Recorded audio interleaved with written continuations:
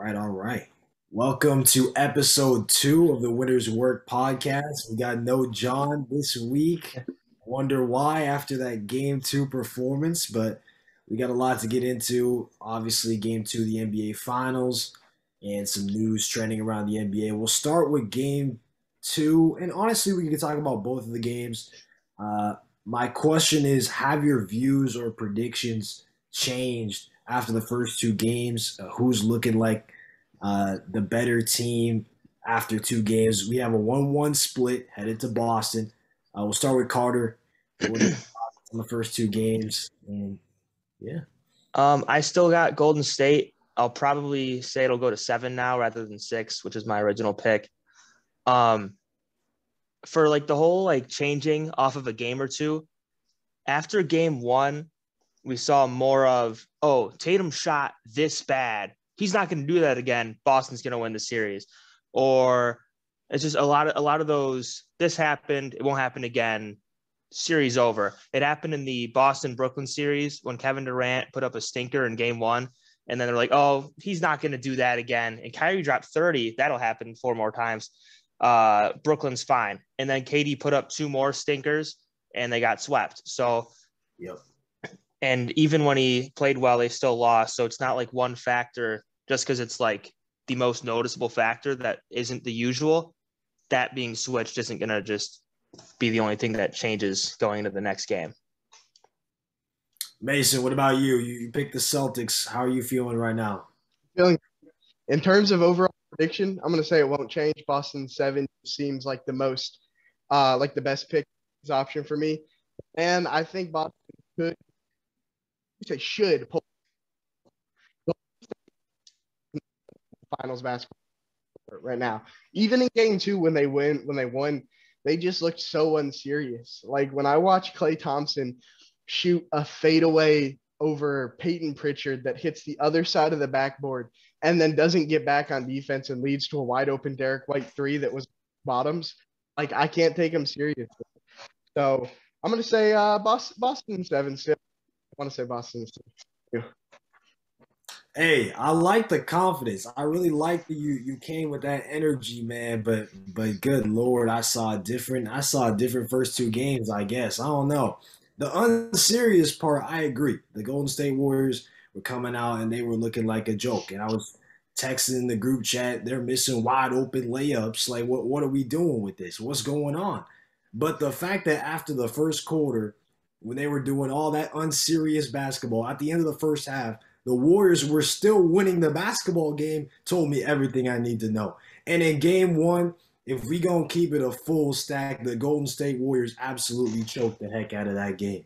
They should have won that game going away. They were up by double digits headed into the fourth quarter, and they just sold. They fumbled the bag down the stretch. But if we look at this series as a whole, the Warriors have really shown up for 2 quarters, and they should be up 2-0. Let's be real.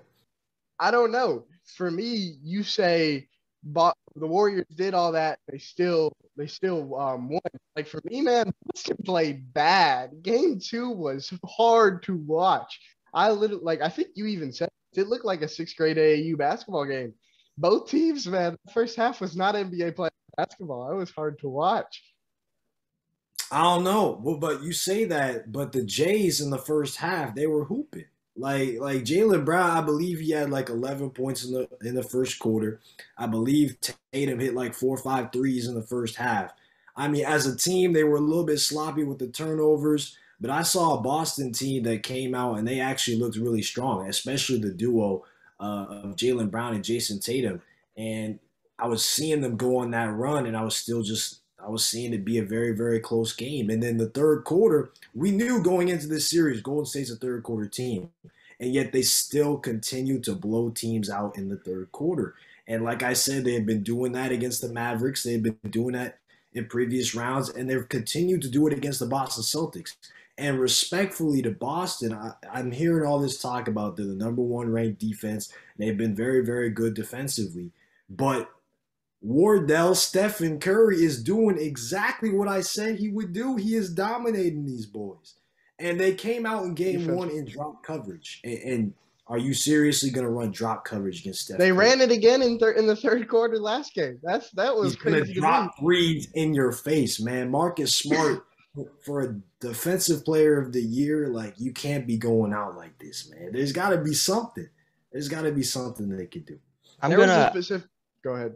I'm gonna side with Mason on games 1 and 2 looking better for Boston than it does for Golden State, because I do think both teams have played below par for their standards, and Boston took a game on the road. So Golden State should be up 2-0, but they're not. And Boston's got home court, and both teams need to step up. So I think the first 2 games, Boston's happy where they're at more than Golden State is.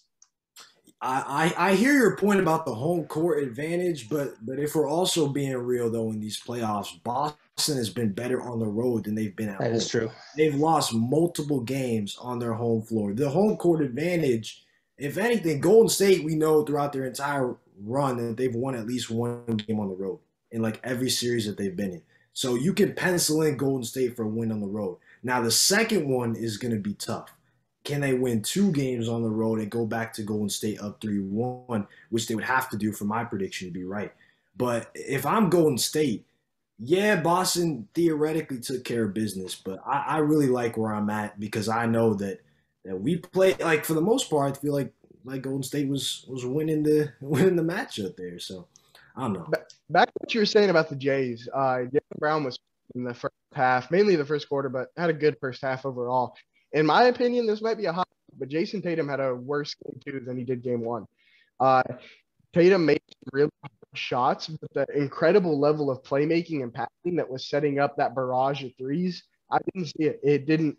Ime Udoka actually said this, that they were playing like they were trying to draw fouls. They weren't trying to score. They were just – Draymond was really in their head, I think, and they were just trying to draw fouls. They weren't trying to score. So there was a very specific play. I don't remember what quarter it was, but Jason Tatum drove and drew 3. And there was a pass in the corner that I swear he makes every time. But for some reason he threw it up and obviously he missed. No call. It shouldn't have been a call. And that was a turnover shot, you know? So that for me was, I thought Jason Tatum had a worse game 2 than he did game 1. I hear what you're saying from a playmaking aspect because Tatum really was turning the ball over in game 2. I will say, to your point about Draymond, and we can transition to talk about the refs if you guys want as well, because I know that was definitely something that came up. But Draymond Green in game 2, man, I'm just saying, Al Horford, these playoffs, I don't know if you've seen anything like what we saw. Okay. John needs to be here for this. I wish John was there for that, man. Hey, Draymond took that matchup personally. He saw Al Horford drop 26 on some fluky shooting, which he said, although Horford's been shooting really well from 3 in these playoffs. But I think the Warriors really adjusted well. They closed out on 3-point shooters. And it wasn't so much that Boston was missing to me in game 2 as it was just Golden State really stepping it up with the intensity on defense. Yeah, Golden State played really good defense on Tatum, I thought. I mean, we've known for his whole career Tatum is a tough shot taker and a tough shot maker. And he made some tough shots. But overall, I thought they played really good defense on him. Another note about the Celtics, those turnovers were inexcusable. They had 9 in the first quarter. It was ridiculous. And then they shot 9 for 25 on 2-pointers. If you shoot 9 for 25 on 2-pointers, you are going to lose the basketball game. So Absolutely. All the Celtics fans want to cry. And look, Celtics fans, I'm with you this series. Believe me, I want my prediction to be right so bad.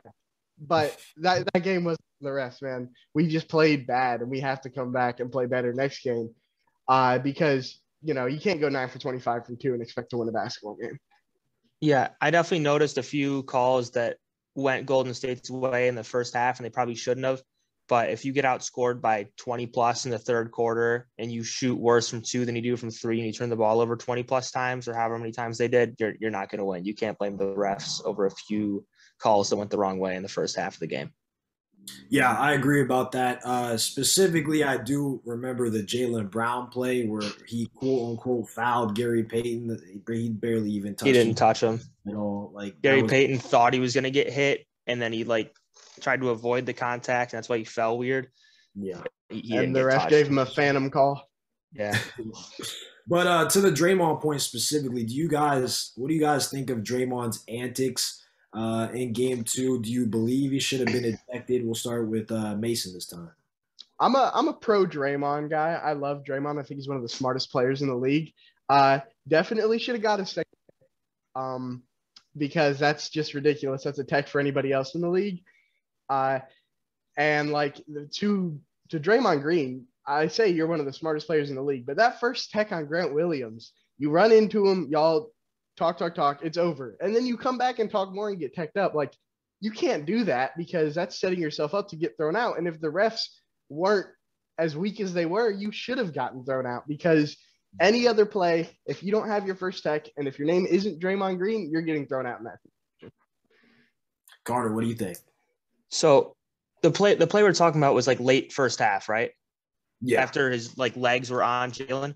Jaylen Brown was shooting a three and The Draymond contest. was sitting on him or whatever. Brown Okay. was move him out the way. Yeah. So I went back and watched it. Or I saw it on Instagram again, and it didn't look like he did much other than like get in his face. There was like a gentle like push in the back after Jaylen pushed him. Then they like kind of jawed at each other, but there was no like shove. I don't know if that's a tech, even if he didn't already have one, even if it wasn't Draymond. Maybe if it wasn't Draymond and it was the first tech, maybe. I don't think it was clearly tech worthy.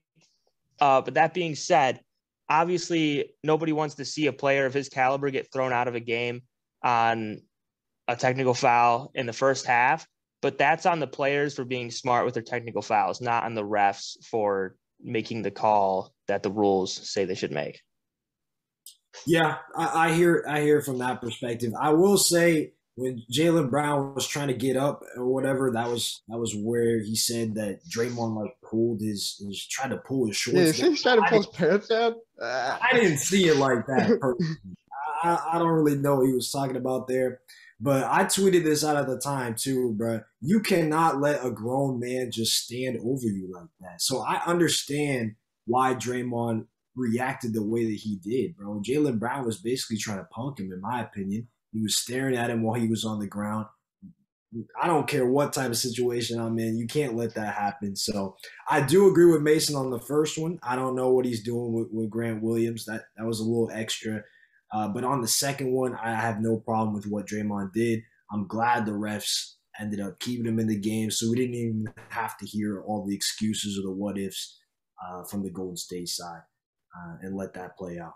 Well, they called in Steve Javi or whatever, and even he said, he was like, I think that's a tech, but because he has one, I wouldn't give it to him. And it's like, that shouldn't affect how you call a tech. Like, even without that play right there, that shouldn't affect how you call tech, in my opinion. So I'm glad he didn't get thrown out. I am. I didn't want to see him get thrown out. But it's kind of like, in my opinion right there, I think in a normal play, that gets called a double tech, one on Jaylen, one on Draymond. But just don't try to pull these technical fouls so often anyway. Like, let's just play basketball. I want to see both players in the game. Yeah. I feel like the double tech thing in general, though, is always, even in the regular season, it's kind of a cop-out. Like, you see something happen and you just call double techs just because we don't want it to really significantly impact the game. Like, you either see something significant enough to call a tech on somebody or you just let it go, in my opinion. Yeah. But yeah, the Steve Javi quote was kind of interesting, especially after there were some people bringing up the clip of Adam Silver going on like one of the Warriors shows before the game, talking about how great it is for the Warriors to be back in the finals. People were like, And then Draymond had a tweet too where he was like, Adam Silver's more than just the best commissioner. Here we go, bro. Yeah, like for me, I'm perfectly fine with that no call there. My bigger problem was what Steve Javi said. Like, that's annoying as a fan. I mean, call it one way and call it that way the whole time. Don't play that game where, okay, well, he's got one, so we'll make his leash longer on giving him a tech. Just call it, the whole way. But I'm at the end of the day, I'm glad nobody got thrown out as a basketball enjoyer. Thanks. Y'all got anything on anything else in the series or before we move on?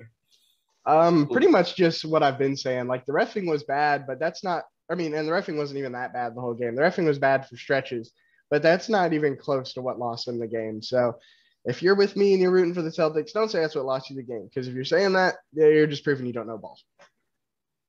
Yeah, and vice versa too in game one with Golden State. They have nobody to blame. Like you'll talk the fluky shooting you could say from like some of the role players on Boston is one thing. But at the end of the day, I don't care who you are. Blowing a double digit lead like that in the fourth quarter, you have nobody else to blame but yourself for that L. And Klay Thompson too. I was giving Klay the benefit of the doubt on here, man, and he's been a walking brick machine through 2 games. So I'm gonna need Klay to tee up and have one of those signature games. Yeah, that reminds me. After these first 2 games, I got to talk about my Wiggins top 6 being great. Wiggins has been, the second, third best player for the Warriors for a lot of stretches. I've loved it, even though he was messing around with some weird layups at the beginning of game 2. I mean, he still is playing really well. And Klay Thompson, I got to apologize for the disrespect ranking him at 8. I ranked him about 10 spots too high, so I disrespected everybody else in the league. So I got to apologize for that. Hey, man. I wish the NBA made a top 100 list so they could leave Klay Thompson off of it again. I wish they would too. Klay want to be a top 75 all time. He's not even a top 75 in the league right now. All right, man. Just put Game 6 Klay in the top 75, man. Please. Okay, that's fair enough. I can't debate with that one. They still leave Andrew Wiggins wide open, bro. I don't care what anybody says, bro. That dude gets the most wide open looks. Now, he is balling. Steph Curry effect.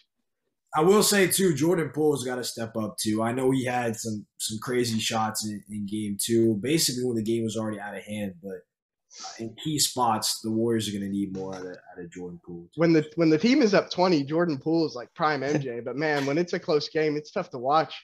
When I watch him play, I saw a tweet, and I was like, oh, he explained it perfectly. He plays like everybody in the building is a bad bitch, and he's trying to impress. That was great. This man will never just do something normal. It's got to be some crazy tween, hezzy, or like step back from half court. The thing is, he's going to get blocked by Daniel Tice on a chase down block. And it's like, come on, bro. You can't be getting blocked by Daniel Tice on a 3-step block. Yeah, no, that's facts. And then on the Boston side, I know 3 starters last game had 2 points each. And Robert Williams, Marcus Smart, and I believe Al Horford. Is that something you guys are worried about or not significant or what? For me, I mean, Al Horford didn't take a shot until like halfway into the third quarter for game 2, I think. So It's like you saw the defense adjusted, and I get it. You were probably trying to make the right play, but if you're going to, we need you to be more aggressive than 1 shot into the third quarter. I mean, we don't expect you to go out there and drop 26 each game, but you need to be a little better than that. So in my opinion, Al Horford had that, whatever you want to call it, effect. You have a really good game, and then the next game you're like afraid to be aggressive because you don't want to have a bad game. That's kind of what it felt like watching him. And then Robert Williams, said he only had 2 points. Honestly, they don't really need too much scoring from him. It's basically just lobs, so that doesn't bother me. Obviously, I would rather him be healthy, but his 2 points doesn't really bother me. But I would say Marcus Smart and Al Horford have to be more aggressive and have to be better than they were. Yeah, I agree. Rob, I'm not too worried about, but if you're getting 4 combined points from Smart and Horford, you got to get more shot making, more aggression out of those 2. Yeah, it's interesting because Udoka is playing Derek White a lot more, which is taken away from Marcus Smart's minutes, which has been interesting to monitor. It's kind of like the offense versus defense thing there. But we can transition. There's really one other story to talk about regarding the rest of the NBA. Donovan Mitchell, Rudy Gobert having to deal with Quinn Snyder stepping down. So if you guys haven't heard, Quinn Snyder has stepped down. He's no longer going to be the Utah Jazz head coach for the next upcoming season. So it got me thinking about them blowing up the team, which I've been begging for them to do for a while because they are frauds. Clearly in the playoffs, they don't show up when it matters most. So they got to break it up. I'll start with Carter on this one. If you had to choose between Donovan Mitchell and Rudy Gobert, who would you take and why? I can't get rid of both. I mean, if you want, I would get rid of both. Okay. So, because if you go with Rudy Gobert, he turns 30 this month. So your defense is still going to be at least above average, but you need to just fill out the entire rest of the roster with an offensive system that works, plus a new coach. Okay. if you go with Mitchell, you have more time. He's 24, 25, but your defense is awful. Immediately it sucks. And you probably need to get 14 new players around Donovan Mitchell to get a team going. And I don't think Donovan Mitchell is going to want to wait 3 to 4 years, contend for 2, and then be past his prime for Utah to go through that rebuild. So I'd get rid of both, stockpile picks, and then just like build for 2030 or something. So you're entering rebuild mode, basically. Yes, 100%. Thunder mode. Okay. Mason, what about you? I definitely would probably blow up the whole roster, start fresh as well, just because, like Carter said, I think both points make a lot of sense with Gobert about to be 30 and basically having a 0 on offense. And then Donovan Mitchell probably doesn't want to wait, and you really don't want to lose Mitchell in free agency. You at least want to get something in return on a trade. So I would probably agree with blowing it up. But if I had to keep one, I think keeping Mitchell makes a little more sense because I feel like you have to overall tool a little bit more around Rudy Gobert. Now, where you're going to send Rudy Gobert and what you're going to get for him, I'm not sure. But I think a team like Dallas, like fringe contenders with a really high-powered offensive player or system could be interested. So I think I would probably, if I had to ship one off, I'd ship Gobert. Yeah, for me, I would say I'd ship off Gobert if both were committed to me and I could pick one. The only worry is maybe Mitchell may be having one foot out the door already, and then really you have to keep Gobert because he'll stay and Donovan Mitchell won't, type of thing. But if I had to choose one to build around, I'd definitely build around Donovan Mitchell. So yeah, I would say Mitchell. But yeah, Utah, you're down bad, man. It's gonna be tough. Yeah, Utah's in a tough position because even building around Donovan Mitchell, I don't think he's good enough to be your number one on a championship winning team right now. So you have a long way to go unless you somehow think Rudy Gobert can get you a number one on a championship contending team. But I'll give you a little sneak peek. He's not good enough to get you that. So I think you're a long ways away if you stick with one. Yeah. We good? We good with that, or want to add anything else? Wrap it up. I think I'm good there. I'll say go Celtics. Game 3, we got to take one back. We got to take one on our home court. Go 2-0 here, and I'll be feeling good. Yeah, hey man. At least Celtics and Warriors fans. At least y'all in the finals. I got to deal with my coach, my new Lakers coach, talking about how Russell Westbrook is still going to be on the squad next year. So that's great. But yeah, that's gonna do it. We'll see what happens. Game 3. Looking forward to Golden State coming back to the Chase Center up 3-1, man. Okay. Peace. Yeah. Winners work, baby. Winners work, baby. Out game, man.